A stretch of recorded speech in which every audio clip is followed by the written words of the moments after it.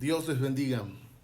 Vamos a meditar en la palabra del Señor en esta tarde. Voy a invitarles que abran su Biblia en el libro de Hechos capítulo 2, de los versos 40 al 47.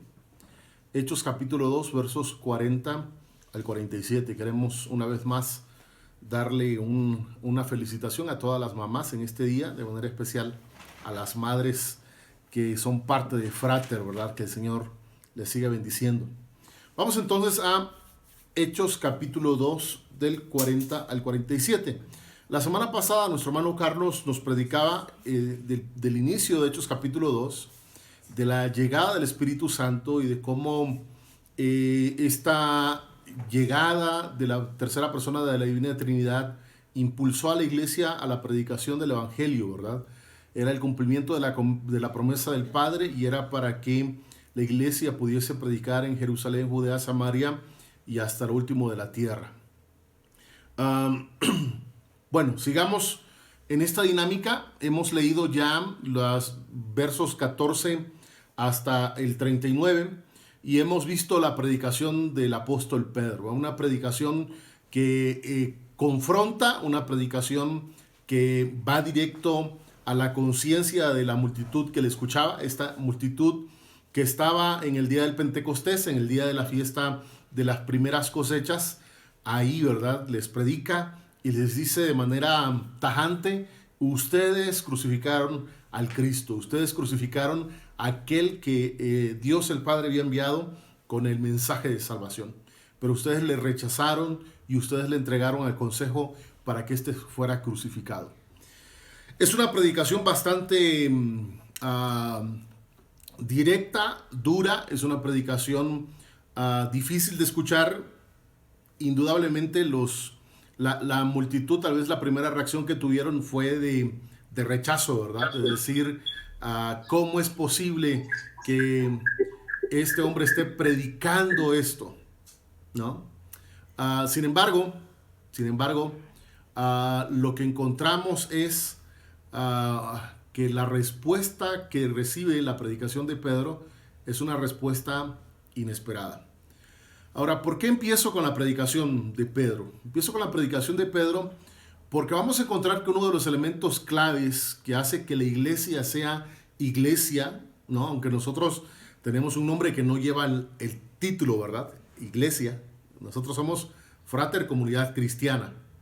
Pero uno de los elementos que hace que la iglesia sea iglesia es la predicación de la palabra.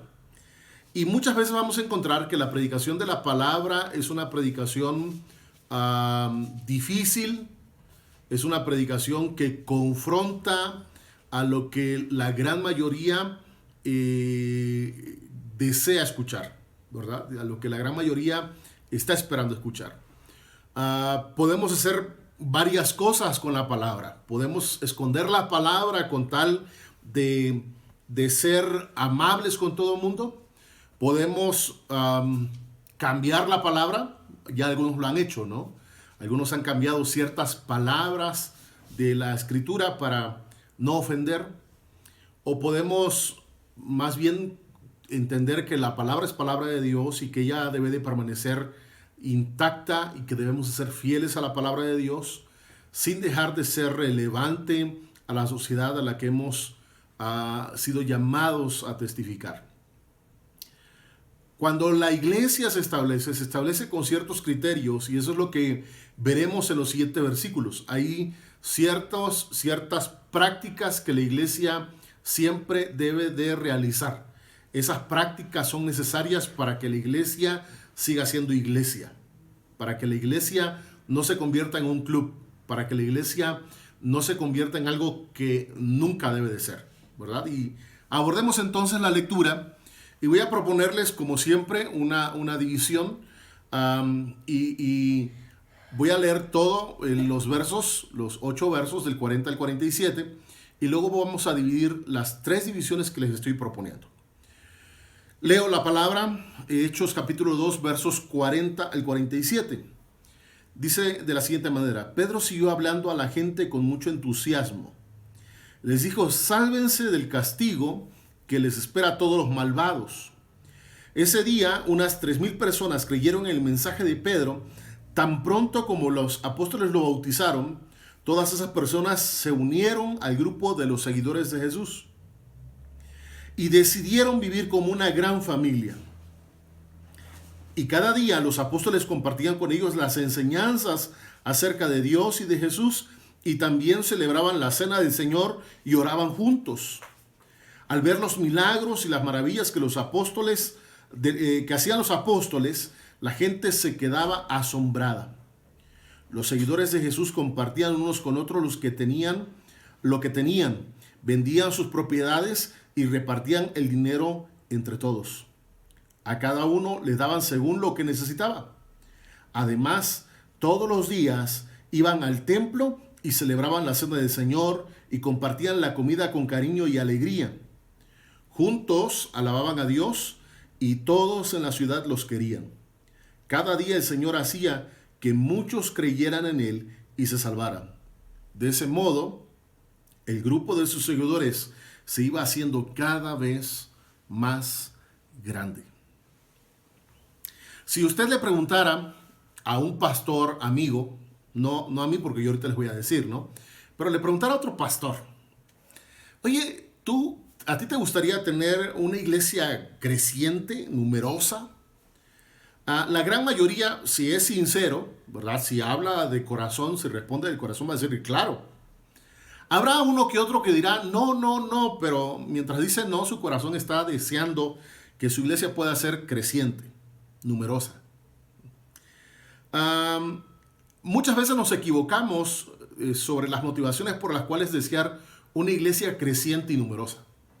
Algunas veces lo que nos motiva, ¿verdad?, es la fama. Si yo tengo una iglesia creciente y numerosa, yo seré famoso.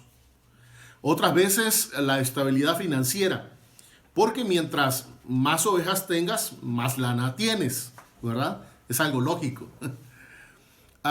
Sin embargo, déjenme decirles, no todo aquel que desea una iglesia creciente lo desea por las razones equivocadas. Un servidor, como muchos pastores más, anhelamos tener iglesias crecientes por la razón correcta.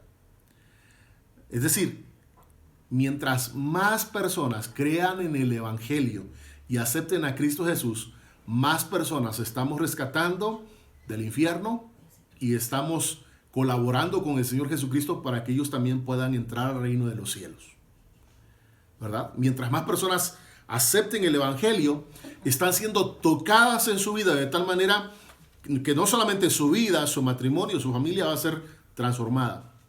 Y hoy, bueno, en esta cuarentena nos damos cuenta que necesitamos predicar el Evangelio y lograr la transformación de las familias, porque de hecho las estadísticas siguen creciendo en la violencia intrafamiliar, ¿verdad? Es decir, las familias son disfuncionales y necesitan un mensaje de esperanza.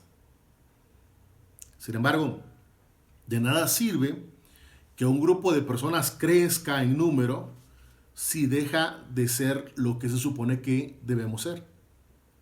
¿Sí? De nada sirve que seamos un grupo numeroso de personas que nos reunimos cada fin de semana para cantar, aplaudir, celebrar, estar juntos, si dejamos de ser iglesia. Entonces es importante que nosotros sepamos cuáles son los elementos esenciales para ser iglesia. Y eso lo encontramos aquí. Así que voy a proponerles estas tres divisiones. La primera división es en los versos 40 y 41. La segunda división del verso 42 al verso 45, y la tercera división del verso 46 al verso 47. Y vamos a poco avanzar en su explicación. Dice la palabra del Señor, la primera división, verso 40 y 41. Pedro siguió hablando a la gente con mucho entusiasmo. Les dijo, sálvense del castigo que le espera a todos los malvados. Ese día, unas 3,000 personas creyeron en el mensaje de Pedro.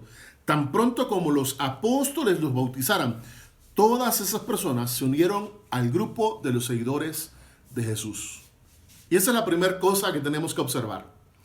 La razón básica por la cual nosotros tenemos que ser insistentes en la predicación del mensaje del Evangelio es porque hay una generación malvada, hay una generación que está constantemente desconociendo a Dios y que su camino, aunque a sus ojos parece recto, como dice Proverbios, en realidad el final de ese camino es la muerte, ¿verdad?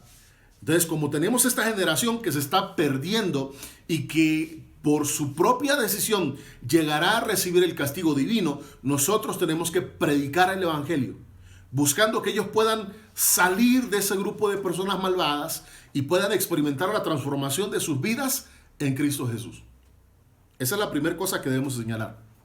Sin embargo, no debemos de conformarnos con solamente la aceptación intelectual del evangelio.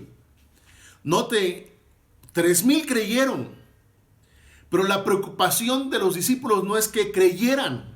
La preocupación de los discípulos es que fueran también discípulos, es decir, que ellos se convirtieran en seguidores de Jesús. Se ha dicho que la iglesia se ha convertido en una gran máquina de productora de bebés que luego se quedan sin padres, ¿verdad? Es decir, una gran máquina de productora de bebés espirituales, pero que son huérfanos espirituales, porque ellos creen, pero jamás llegan a ser seguidores de Jesús. Y lo que notamos en los versos 40 y 41 es que Pedro predicó con la motivación correcta, salvar a las personas de su maldad, pero también con un objetivo claro. Ellos tenían que llegar a ser seguidores de Jesús. Y por eso la comunidad cristiana, la primera iglesia, la iglesia de Jerusalén, tenía que estar abierta para que ellos pudieran accesar a la comunión de la fe, a ser parte de ese grupo de seguidores de Cristo Jesús. Y eso es lo que nosotros tenemos que hacer. Necesitamos predicar insistentemente el evangelio, vez tras vez predicar el evangelio, y no conformarnos con una decisión, sino animarlos a ser discípulos de Cristo, seguidores de Cristo, y abrirles, ¿verdad?, nuestra comunidad, decirles, vengan, queremos que sean parte de nosotros. La segunda división, versos 42 al 45. Y decidieron vivir como una gran familia, y cada día los apóstoles compartían con ellos las enseñanzas acerca de Dios y de Jesús, y también celebraban la cena del Señor y oraban juntos. Al ver los milagros y las maravillas que hacían los apóstoles, la gente se quedaba asombrada. Los seguidores de Jesús compartían unos con otros lo que tenían. Vendían sus propiedades y repartían el dinero a todos. A cada uno les daban según lo que necesitaban. Y aquí tenemos estos elementos básicos, otros elementos básicos que hacen que la iglesia sea iglesia. En la versión Reina Valera dice que perseveraban en la doctrina de los apóstoles, en el partimiento del pan, ¿verdad? Y en las oraciones.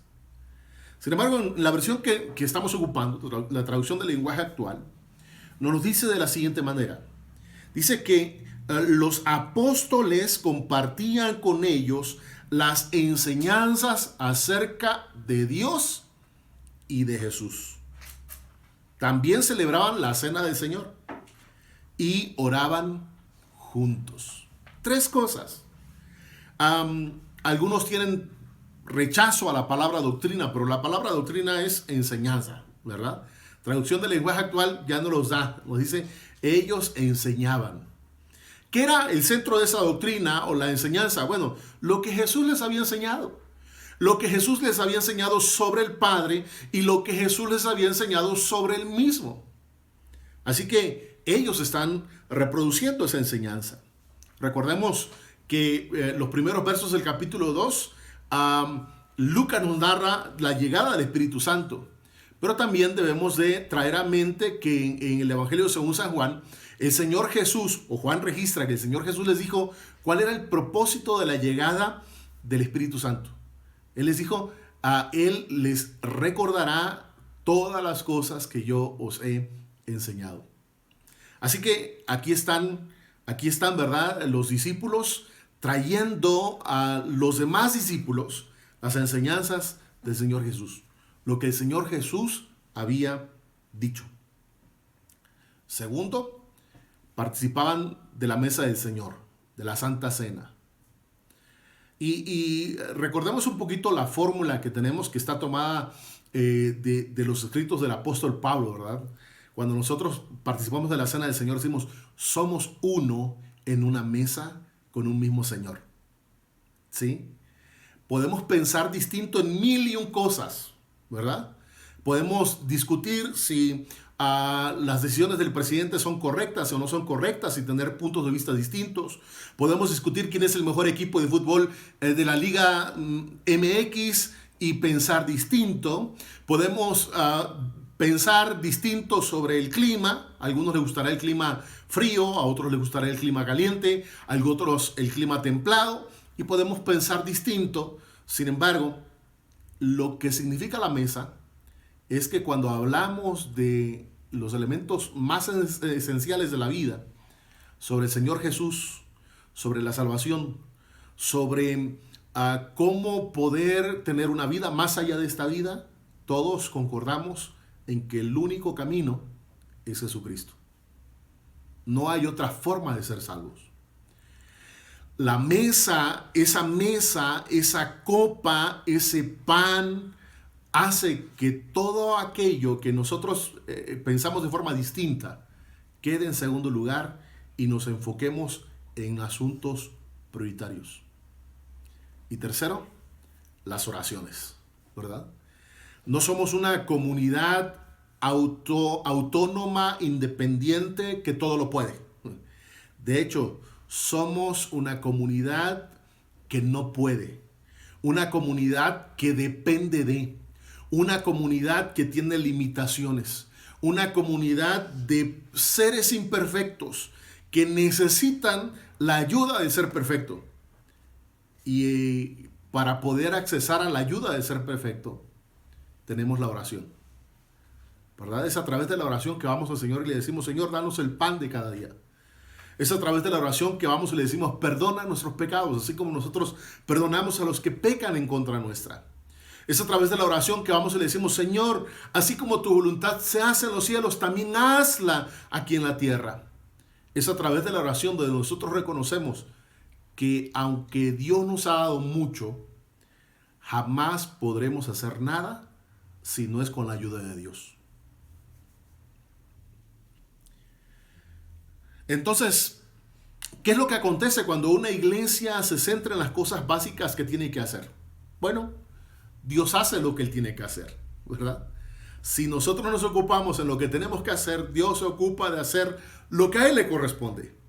¿Y qué es lo que le toca hacer a Dios? Bueno, lo que Lucas nos dice es que la multitud o la gente alrededor se maravillaba por los milagros y las maravillas que eran hechas por los apóstoles.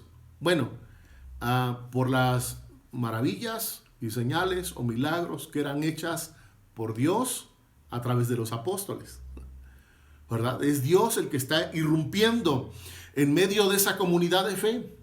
Es Dios el que está sanando a los paralíticos. Es Dios el que está levantando a los enfermos cuando la sombra de Pedro pasa sobre ellos. Es Dios. Y los discípulos lo tienen claro. Por eso cuando los cuestionan, ellos dicen: es en el nombre de Cristo Jesús. Es Él el que hace las cosas. Y entonces ellos estaban asombrados. Y entonces la iglesia tenía una filosofía, ¿verdad? Usted sabe, se ha dicho que la sociedad posmoderna no solamente es una sociedad de individuos, sino es una sociedad hiperindividualizada. ¿Sí? Hay tres frases que definen a la sociedad posmoderna: yo, mí y mío. Yo, mí y mío, ¿verdad? Pero esta no es una sociedad posmoderna, esta es una comunidad cristiana, en donde no dicen yo, mí, mío, en donde dicen lo mío también es tuyo, ¿verdad? Yo paso caminando a tu lado, pero no paso siendo indiferente a ti, sino paso observando lo que sucede contigo, de tal manera que cuando observo tu necesidad, te extiendo la mano y comparto la bendición que Dios me ha dado. Algunos han querido hacer de esto una norma tajante, ¿verdad? Todos vendan sus casas, sus cosas, y vamos a repartirlos equitativamente. Pero note que no es lo que dice el texto. Dice: a cada uno le daban según su necesidad. ¿verdad? Es decir, la iglesia mientras vivía en cada día, mientras se relacionaba cada día, observaba las necesidades y atendía a esas necesidades. Esta es la iglesia. Esas son las cosas básicas que la iglesia jamás debe de dejar de hacer. Podemos tener templos o no tener templos, tener bancas o tener sillas, tener o no tener climas en el auditorio, usar púlpitos o no usar púlpitos, usar luces o no usar luces, equipo de sonido o sin equipo de sonido, cantar himnos o no cantar himnos. Y eso no hará ninguna diferencia entre si somos o no somos iglesia. Pero si dejamos de hacer estas cosas esenciales, entonces dejamos de ser lo que hemos sido llamado, a ser, iglesia. Y llegamos a la parte final, a la última división. Versos 46 y 47. Además, todos los días iban al templo, celebraban la cena del Señor y compartían la comida con cariño y alegría. Juntos alababan a Dios y todos en la ciudad los querían. Cada día el Señor hacía que muchos creyeran en Él y se salvaran. De ese modo, el grupo de sus seguidores se iba haciendo cada vez más grande. Aquí está la iglesia soñada por todos los pastores que yo conozco, ¿verdad? Una iglesia que tiene la bendición de Dios y que está creciendo. Que está creciendo no porque el pastor es espectacular, no porque el grupo de alabanza tiene el mejor sonido, no porque las instalaciones son cómodas, no. Está creciendo porque esta comunidad de fe tiene la gracia de Dios sobre ella. Porque ella está dedicada a hacer lo que le corresponde hacer y deja que Dios haga lo que Dios tiene que hacer. A nosotros nos corresponde predicar el mensaje de salvación. A Dios le corresponde convencer de pecado, de justicia y de juicio y de salvar a la persona que escucha el mensaje. A nosotros nos corresponde enseñar lo que Jesús ha enseñado y a Dios le corresponde transformar las vidas de adentro hacia afuera, no de afuera hacia adentro.